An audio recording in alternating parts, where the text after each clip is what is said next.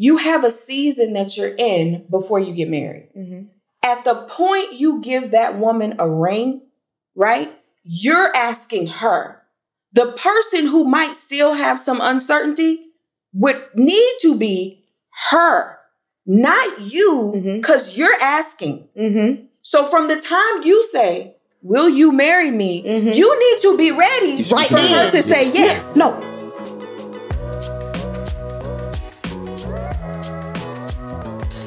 What's going on, y'all? Welcome back to another episode of the Romance and Real Estate Podcast, where we help you level up in life, love, and money. Yes.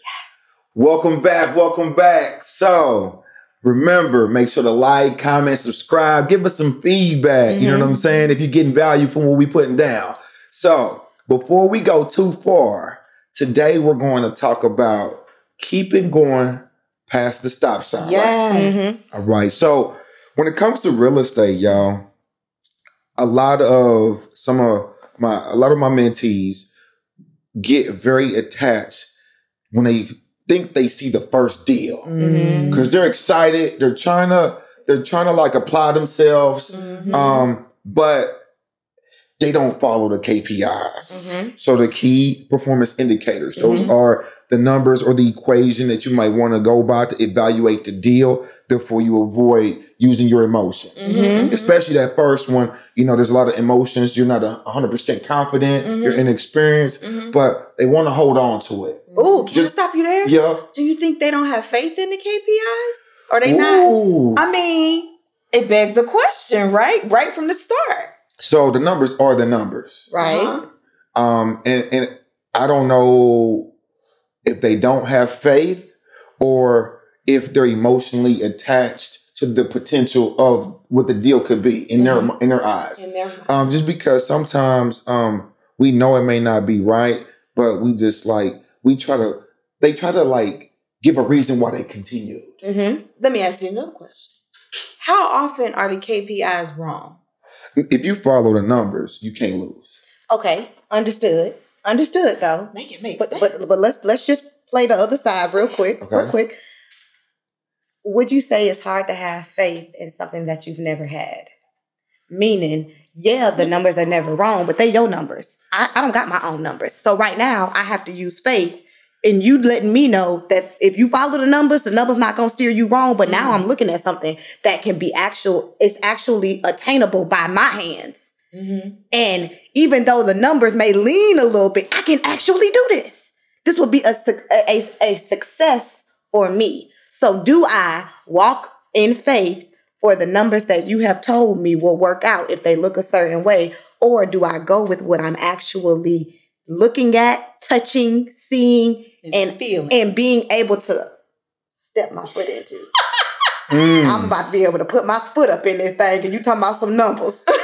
So that's a loaded question, just because me as a student, you know, and I have mentors as well, like I am to the point where I'm going to follow your direction by the T because I've invested in you, you're experienced, and I'm here to leverage your experience. That's good. Say it again. So why are you going to follow it? So like I paid for you so that I don't lean on myself and make the mistake myself. So you're not going to lean on your own understanding. No, because if I've never done it before, I'm going to leverage your knowledge. Because I've been a success. Correct. And you too want to be a success. 100%. Did y'all hear that? Say it again. You going to listen because I've been a success. Right. And you too want to be a success. And I paid for your knowledge. Jesus. Okay. And so therefore, it would benefit you as the mentee in this case to stick to the KPI. Yeah. But I see a lot of people just say, hey, it was a little off, so I'm going to try it. Well, it looked good, or it was a great neighborhood, so I'm going to chance it. You know what I mean? And so you may go from a situation where we want to get into a deal where we have 30% of equity into it. But, you know, some people will take the 25 because they've been told it's an appreciate market or because somebody else did it down the street. But what you didn't realize is that you didn't see the mold or you didn't see, some things behind the wall that now you don't have that buffer. No margin. So you might, when you had 30%, you might still got away with 20%. But now that you took that 20%, you might be sitting at 15 to 10% on the deal, which is really no fun. So if we're looking at a deal where, we could have potentially made 50 by sticking to the KPIs, but now we're only making, 25. Somebody may say, I still made a profit. But the truth is, you spent 5 months on this rehab for $25,000. You could have did that with your job. As in contrast to making 50 had you followed the numbers. Had you did what? Follow the numbers in the equation. Okay. You could have had a better return on your time. Listen. My God. Let's go ahead and relate that to relationship. Okay. Now, first and foremost, what you said about somebody having experience, it is always, always, always a great idea to be in a space of someone that is doing what you aspire to do, especially in relationship. And we're not just talking about their successes. We talking about their failures. Yes. We talking about the things that they tried, like try, and it didn't work. Right. So now they be like, don't do that. Right. Yes. Tried it. Trash. Don't work. And don't take away from your own numbers, your own stats. There are things that you have tried in relationships for yourself. And then you're like, okay, I know for me, this type of person is not going to be sufficient for me. This type of mindset is not going to be the mindset that I need moving forward or in a partner. Those are your stats. So then when we start to see those things, and we know for anybody else that may be a red flag, something that we may need to dig a little bit deeper and maybe search some things out to see what's next. For you, because you know your stats and you understand your numbers, that's a stop sign. That's a do not move forward. Do not pass go. That's do right. not collect $200. No. Stop. So in relationships, though, a lot of things keep us going past the stop sign.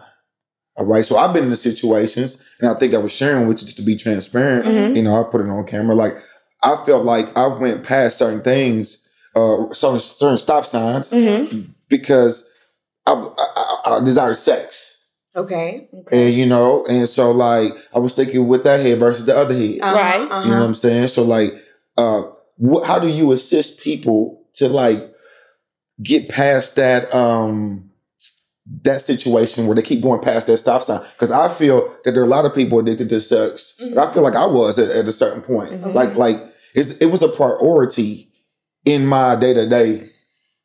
It's something that you wanted. Nympho, being a nymphomaniac is a serious matter. I don't want you to even put that on yourself. Like, that it can be uncontrollable. Right. And addiction, addiction will truly begin to sabotage what you're doing for even making money, for example. Like, you could be headed to a transaction, but you got to do it right now. And you sabotage the deal because you had to do it. Right? So I don't really think. Right. When you said addicted, I was like, we not you just liked it. You just wanted it. You just wanted it. And here's the deal. When you say, how do we help? We help. And when we say it, it sounds, I know it just sounds a little too flippant, too gray, too soft, too vague. When we say we help you know and love yourself. Okay. No, this is the point. Your goal was to get some. So that wasn't really a stop sign for you because you weren't looking for a relationship. Exactly. It would be a stop sign if your objective was to find your wife that day. But your objective was to find some open lips that day. That's it. That's why you kept going. Yes.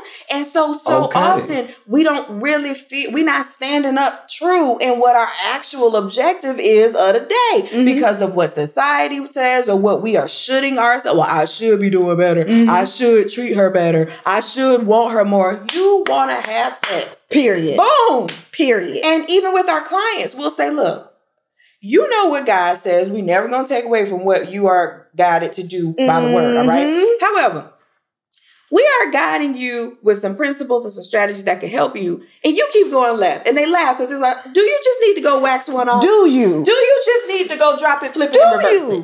Go ahead and get it out. Is that going to help you focus? Because we can't get you beyond your personal objective right now. If your objective is I want it, that's between you and God, right? But the sooner you get clear about what you really want and need right now, and we don't even like to say need, I know that's a comment, but what you really want and require right now, then we can help you get there with speed. Right. But the longer you keep saying your goal is one thing, but you're doing what would get you in another direction, you're going to keep being on the seesaw, teeter-tottering, because you're not on one path. You're trying to have one foot on one and one foot on the other, and all you're going to do is a split. That you come across a lot of that. Well, commonly. I want to say saying and doing, but the word I use is you're pretending. Yeah. Ooh. You're pretending to be somewhere or be someone that you're not. That's not where you are.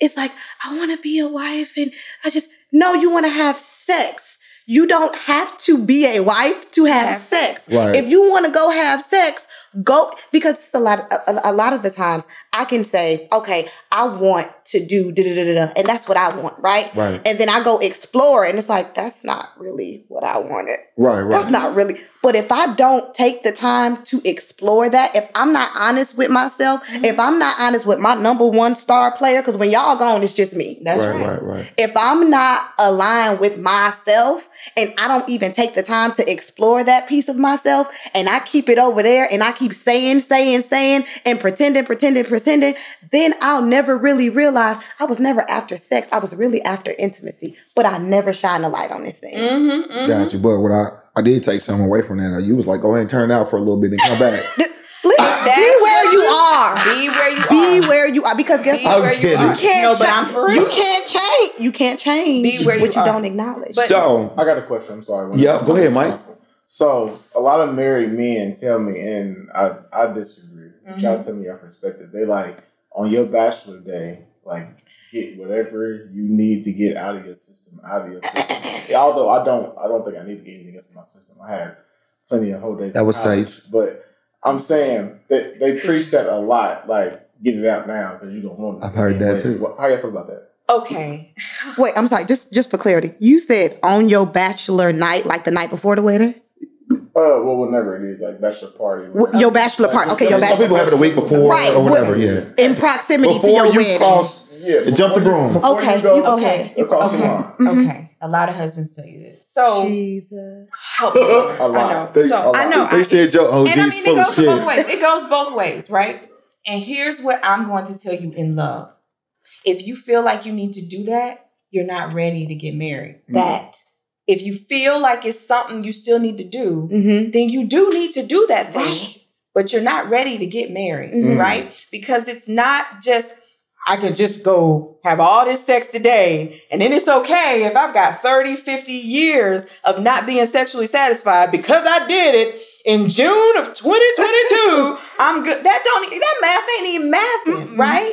So if you're going into a union where you have some concern that it might be that much of a drought, that you would need to rely on memories of years past and satisfactions of seasons past, stop. That is a stop sign. And I'm sorry them brothers are now perhaps married miserably, right? And you're not trying to call nobody out, so please don't get in your feelings. I'm saying it. I don't even know you.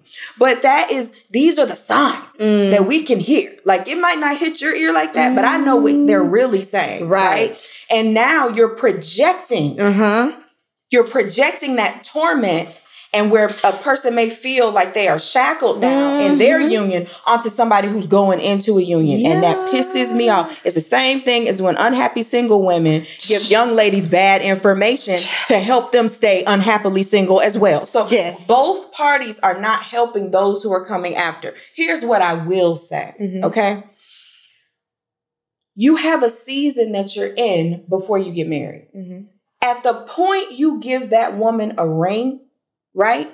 You're asking her. The person who might still have some uncertainty would need to be her, not you, because you're asking. So from the time you say, will you marry me? You need to be ready for her to say yes. No. Right then. You gotta be, listen. When you say, will you, if she say, ain't no need to wait, we can go do it right now. If the answer is not cool, let's get it, let's go. Stop.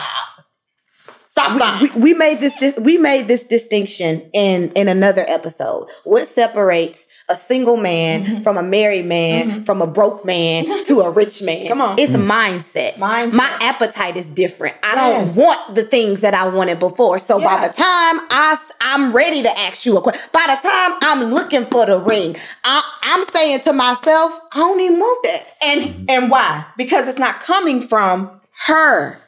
What you gonna do on your bachelor party that's gonna be able to satisfy you if your appetite is now for her? What you really doing is teaching yourself to eat meat, but you saying you a vegan. That don't make no sense. That don't make no sense. You're what? Pretending.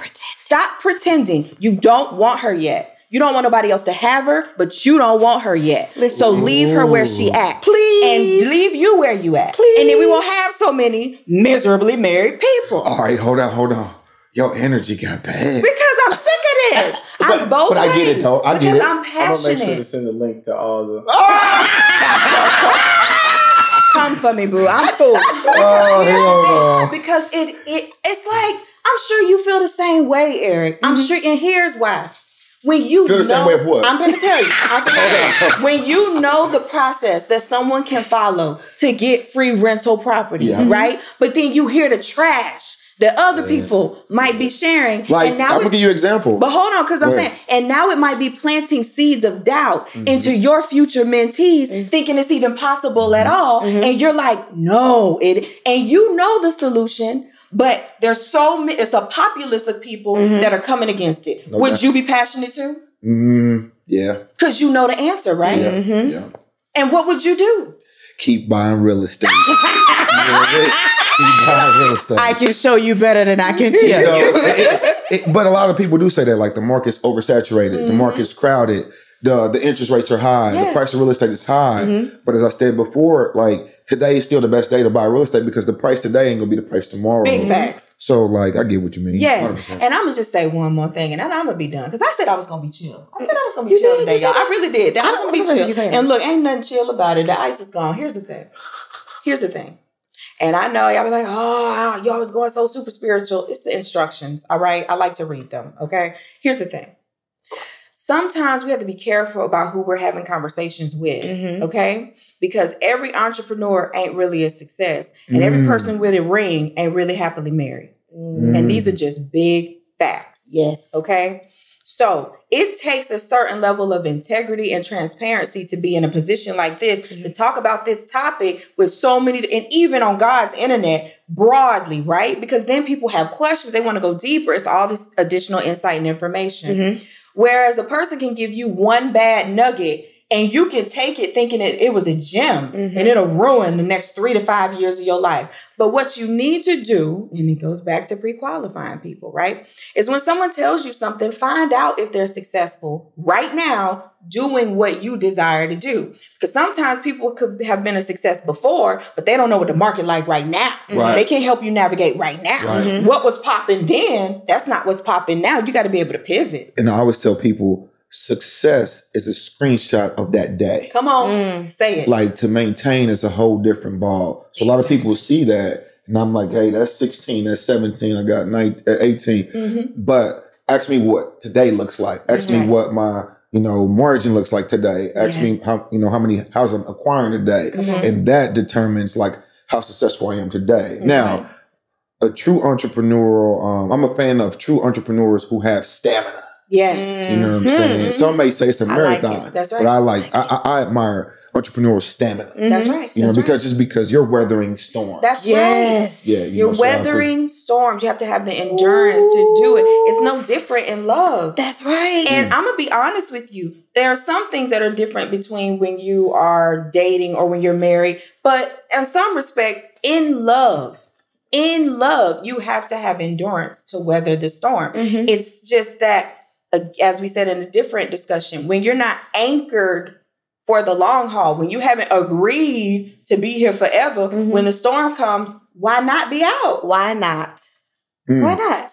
So when people are like, well, you don't have to be married. It's a mindset shift. Marriage, in order to be successful, okay, in order for you to be fulfilled, in order for it to be considered a happy marriage, happy being when what you think, say, and do are in harmony, then you have to go back and say, this is a mindset shift. I want to do this with you forever. So I know the storm is coming. No different than investing. No different than when you're in the market. Like, I know it won't always be this good. Yep. So when things are good, let's have these candid conversations. Let's figure out what our sign and signal can be. Let me show you what it's like on days when are challenging for me and on days that are very great for me. So then when it's bad, even if I am shutting down, even if I am uncomfortable, even if I am, for whatever reason, not feeling like being as vulnerable, you can read me. Because we worked on that when things were good. So that we could sustain when things were bad. We put away gems when things were good so that we could access them when things were bad. Sometimes when things are good, we're just in the moment.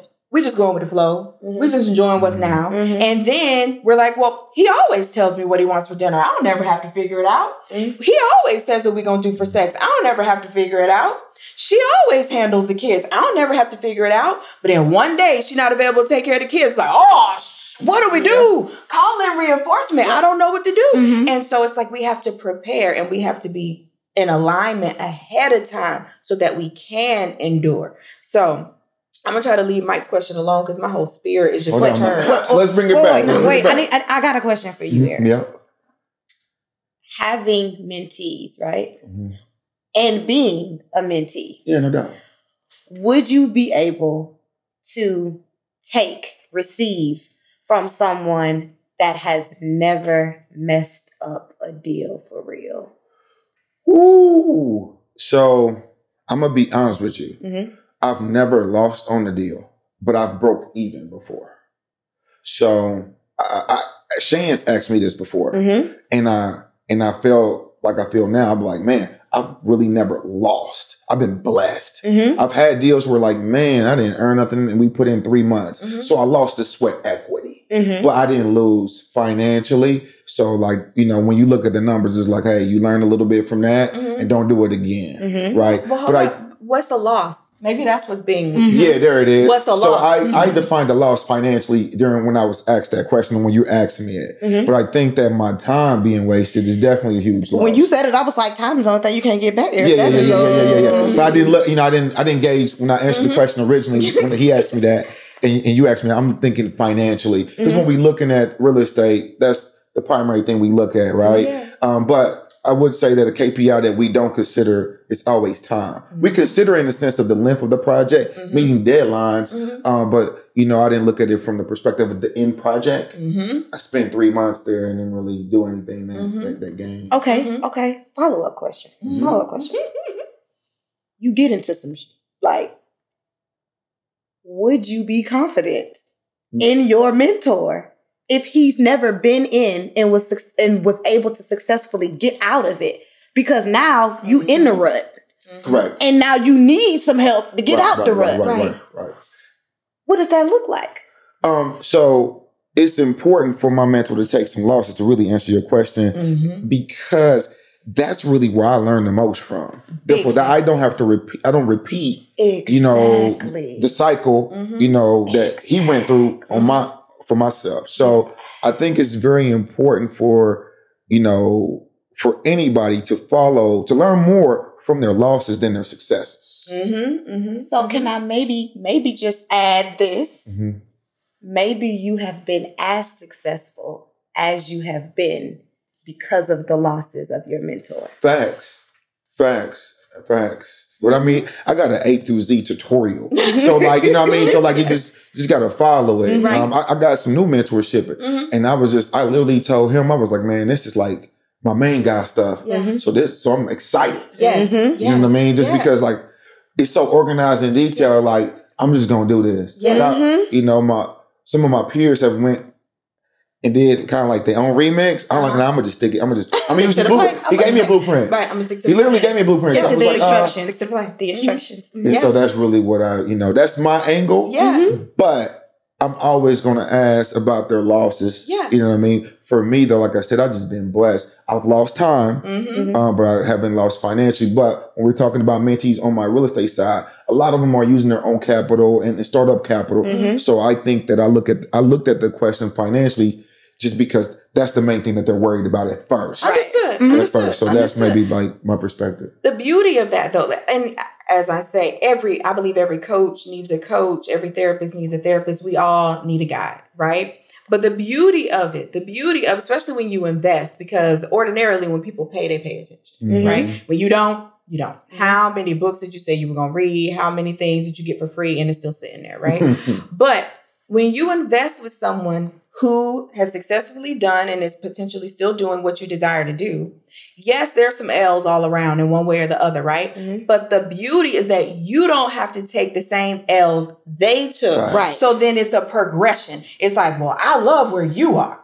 I'm going to stick to your play. So then I'm going to get to your but then I'm going to break a little bit higher because I'm starting with the playbook. Those who you're teaching should always surpass you. Right. Just because they don't have the same speed bumps to get past. Exactly. So they're going to take L's, but their L's need to be above your threshold because you told them. Now, hard-headedness will keep you below, but you told them how to do it. If you just stick with what I'm telling you, you'll get where I am. But the beauty, because so many people don't want to invest in themselves to even be able to get here. They want to figure it out. Well, the best experience is personal experience. Okay. I mean, if that's all you got and you want to do, kid, figure that out, right? Figure that out. But as for me, I like to read a little bit and figure out what I can skip, what speed bumps I can go ahead and accelerate through. And then when I get in the unknown area, like that's like not Googling before I'm about to take a trip. Like, I'm gonna go ahead and see, all right, what restaurants are in the area? What's this? What's that? Because I could have missed a gem simply because I didn't take the time to do the investigation. But when you invest with someone and you can get to their level with their playbook, you have so much potential and capacity to supersede and go that much higher. So even when you do take L's, it's still not really a big L for you because you got here and you got support. Now, before we wrap up, I want y'all to give me one of, without, exposing anybody, give me one of your most common stop signs that people run through. I want to say, I got you. You go ahead. Okay, well, I'm going to say, if a young lady is abstaining from sex and she lets that be known to the person that she's dating, and he's like, cool, I'm cool with that. But then every time we get together, your hand is in between my legs, in between my thighs, sucking on my breast. Like, we're doing things that lead to sex. And you said that you respected where I was and what I wanted to do. But every time I get next to you, you trying to go up through there. Like, stop sign. And so they continue to allow it. Again, yeah. And sometimes feel guilty when they get there and their legs are spread and it's about to be some penetration. They're like, well, I guess I need to go ahead and do it because now I'm committed. Even though I don't really want to do it, I'm going to go ahead and do it. I'm committed now. It's a safe space. We get when we say what's safe, going on in these streets. Safe. Yeah, we have real conversations. And it's not just conversation, but we do, yes. We here now. But I got another one for you too. That's hot like fire. I have another one. Continuing to talk to people when you don't need to be talking to them. For example, a stop sign is if I tell you I need to think of something on the run. My husband and I have decided we're no longer going to eat meat. We're not going to eat meat. Now, my husband ain't never said that. I'm like, wait a minute. Nah, boo. But let's just say that's the conversation. We've decided as for our house, we're not going to eat meat.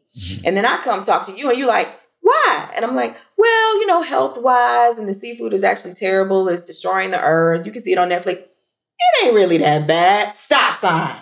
Because what you're not going to do is take me in a different direction than something me and my husband have already decided, right? Because see, my man is my covering, right? So we've already said that this is what it is. And for me to continue to talk to you about that topic now, when you're going in a different direction, we're basically about to enter into a gentle debate. And one of us, perhaps you, is trying to persuade me that what I've already decided with me and my husband, you don't really have to do that. And it so much reminds me of back in the Garden of Eden, when Adam told Eve, because God told Adam before she was even made, don't eat from that tree. It was very clear. Then in his role as teacher to the woman in his life, when she came along, he told her, don't eat from that tree.